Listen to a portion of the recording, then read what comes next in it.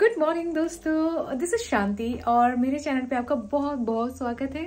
आज का जो वीडियो है वो होने वाला है स्टूडेंट को लेके। स्टूडेंट जो कि यूके आना चाहते हैं स्टडी बेसिस पे वीज़ा अप्लाई करके, और बहुत ही इंटरेस्टिंग होने वाला है। और अभी हो गई है यहाँ पे मॉर्निंग और मैं हो गई हूँ रेडी वर्क के लिए, और मैं आपको साथ के साथ बताऊंगी अपनी वर्क जर्नी जो मैंने आके ज्वाइन किया। और फिर मैं बहुत सारे स्टूडेंट्स से यहाँ पे मिली तो उनका एक्सपीरियंस कैसा है यहाँ पे, वो आपके लिए बहुत ही ज़्यादा बेनिफिशियल होने वाला है अगर आप प्लान कर रहे हैं यूके में आके स्टडी करने का। मतलब स्टडी बेसिस पे आके आप यूके आना चाहते हैं, तो मतलब जो भी समझ लो आप, दोनों ही सिनेरियो में मतलब यूके आना चाहते हैं कैसे भी करके। तो आगे मैं आपको दिखाने वाली हूँ, आगे बस देखते जाइए। सो मॉर्निंग का टाइम है, रेडी हो चुकी हूँ मैं और बहुत ही गंदा पड़ा हुआ है पीछे इग्नोर कर देना। मूवी थी ना हाथी मेरे साथी, यहाँ पे जैकेट ही है आपका साथी क्योंकि ठंड है, हवा लगती है। ठंड नहीं है, समर का टाइम भी है ना, तब भी हवा बहुत ज़्यादा लगती है यहाँ पे, तो जैकेट तो मस्ट है। चलो अब टाइम हो गया है मेरी ऑफिस आने का और मैं पहुँच गई हूँ यहाँ पे होटल। यहाँ पे ना टाइगर श्रॉफ की भी मूवी की शूटिंग हुई थी लास्ट ईयर, और अब मैं ऑफिस से निकल रही हूँ, तो ये मेरा अब जाने का टाइम हो गया है। अब मैं पहुंचती हूँ। ये हो गया है वर्क वाला टाइम खत्म, और जो कि मैंने आपको सुबह में बताया था। सुबह मतलब इसी रील के स्टार्टिंग में बताया था मैंने आपको कि हम बात करने वाले हैं स्टूडेंट वीजा पे। बकायदा मैंने नोट्स बनाए हैं आप लोगों के लिए, क्योंकि मैं बहुत सारे स्टूडेंट्स से मिल रही थी जैसे मेरे पास में उनके लिए बहुत ही ज़रूरी इंफॉर्मेशन हैं कि अगर आप आ रहे हैं तो आपको बहुत सारी चीज़ें माइंड में रखनी है कि आपकी फीस कितनी जाने वाली है, आपका एक्सपेंसेस कितना जाने वाला है। कुछ 18 से 20 लाख तो इजीली आपको यूनिवर्सिटी बता देगी जो जाएगा, लेकिन आपको ना जो अंदर की चीज़ें हैं यहाँ की वो आपको जल्दी से पता नहीं लगेंगी। जैसे कि आपका हाउस रेंट कितना होगा, मुझे नहीं पता कि वो आपको कितना बता रहे हैं, लेकिन आप अगर सिंगल में ले रहे हो तो कितना जाएगा वो मैं आपको आइडिया दे सकती हूँ इस वीडियो में। और जॉब्स आवरली बेसिस पे कितनी क्या रहती है, आवरली बेसिस पे आपको कितना पैसा मिलने वाला है, वो कैसे आता है, कौन सी ऐसी कंपनीज हैं जिनमें आपको इजीली वर्क मिल सकता है, वो सारी चीज़ें हैं। चलो इनको कवर करते हैं और स्टार्ट करते हैं। तो ठीक है, आपने लिया वहाँ से यूके का वीज़ा, आ गए यहाँ पे यूनिवर्सिटी में, एडमिशन ले लिया आपने, हो गया एडमिशन। अब उसके बाद में एडमिशन तो ले लिया, लेकिन उससे आप पहले आपको क्या करना है, उससे पहले आप थोड़ी सी रिसर्च कर लीजिए। अगर आपके कोई रिलेटिव्स हैं तो वो आपको हेल्प करा देंगे कि आपको घर कहाँ पे मिलना चाहिए, घर कहाँ पे इजीली मतलब थोड़ा सा सस्ता मिल जाए, वो सारी चीज़ें। घर भी थोड़ा सा ना यहाँ पे जल्दी से मिलते नहीं है, तो उसके लिए भी भीड़ इकट्ठी हो जाती है, तो उनको भी मिल जाता है टाइम थोड़े पैसे बनाने का। तो यहाँ पे पहली बात तो सारी चीज़ें एक्सपेंसिव है। तो अगर आप पहली बार स्टार्टिंग करते हैं घर लेने से, क्योंकि आपको रहने के लिए जगह चाहिए, तो घर जो अगर आप बॉक्स रूम देख रहे हैं, बॉक्स रूम आपको कम से कम 400 से 500 पाउंड का पड़ने वाला है, ठीक है, और एक बंदे का।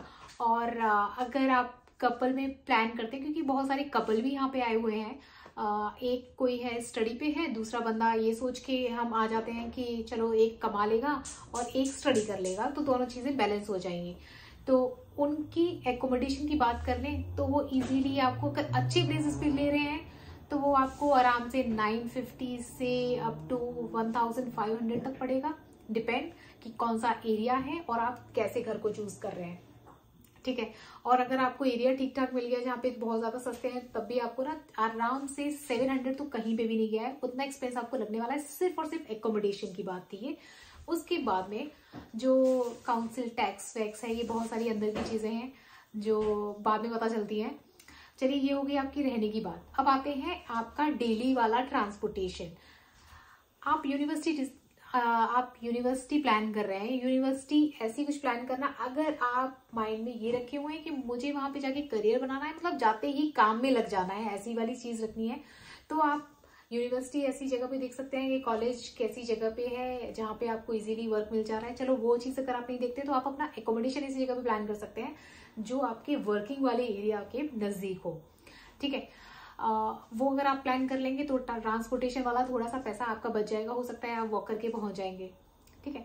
तो वो चीज हो गई आपकी यहाँ पे कवर कि आपको ना नजदीक देखना है अपना एकोमोडेशन, अपनी वर्किंग वाली जगह से नजदीक देखना है, जितना नजदीक हो सकता है। अब आपको लग रहा होगा कि कैसे पता चलेगा कि वो मुझे वहां पे जाना है, मैं घर कहाँ पे लूँ, लेकिन आप यहाँ पे पहुंच जाओगे तभी एकोमोडेशन देखना शुरू करोगे, है ना।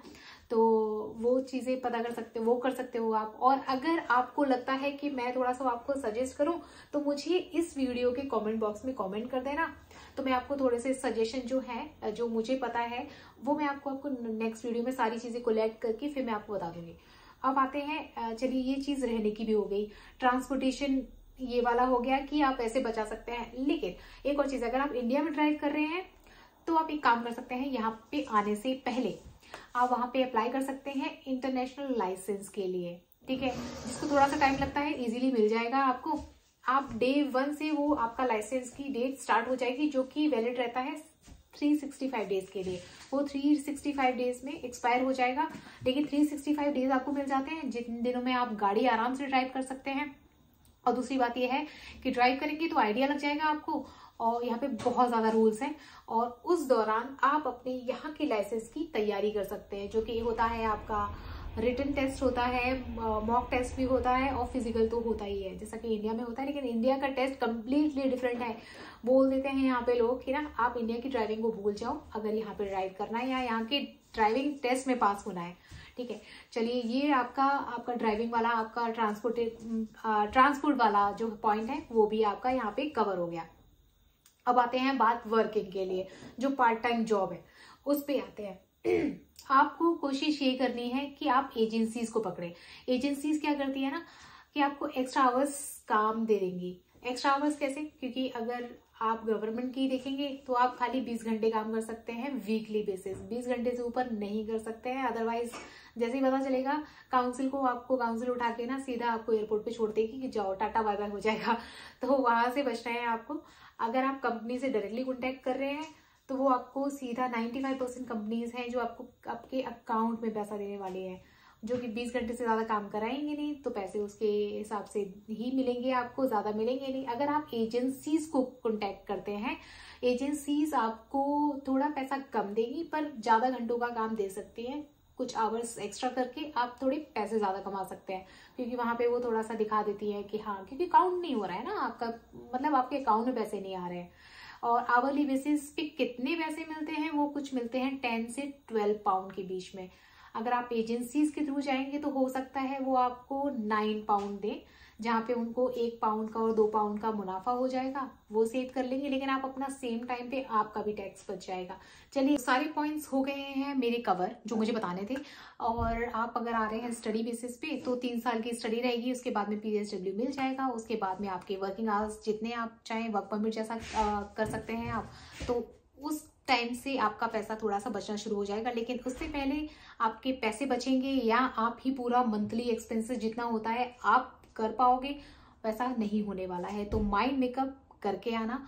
और अब आते हैं बिल्कुल वाली लास्ट वाली बात पे। अगर आप आ रहे हैं यूके, हो गया है सारा कुछ सेट, ये जो मैंने पॉइंट्स बोले थे, तो फिर आपको एक चीज ध्यान रखनी है कि क्या क्या लेकर आना है, क्या यहाँ पे ज्यादा महंगा है। और कुछ टाइम में जो ईटिंग हैबिट्स है ना, वो यहाँ की कम्प्लीटली डिफरेंट है। तो आपको थोड़े टाइम के लिए अपनी ग्रोसरी जो यहाँ पे बहुत ज्यादा एक्सपेंसिव मिलती है या तो मिलती ही नहीं है, तो वो थोड़ी सी कैरी करके लेके आ जाना, जो आपको बेनिफिशियल होने वाला है। और इसी के साथ ये होता है वीडियो पूरा। आई होप ये थोड़ा सा यूजफुल रहा होगा आपके लिए। अगर आप प्लानिंग कर रहे हैं यूके में आने के लिए, फ्री क्वेरीज रहती हैं यूके में आने से रिलेटेड, तो प्लीज मुझे बताना। I will help you and make my another video to helping you out. तब तक के लिए लेते हैं विदा, मिलते हैं आपसे, बाय बाय।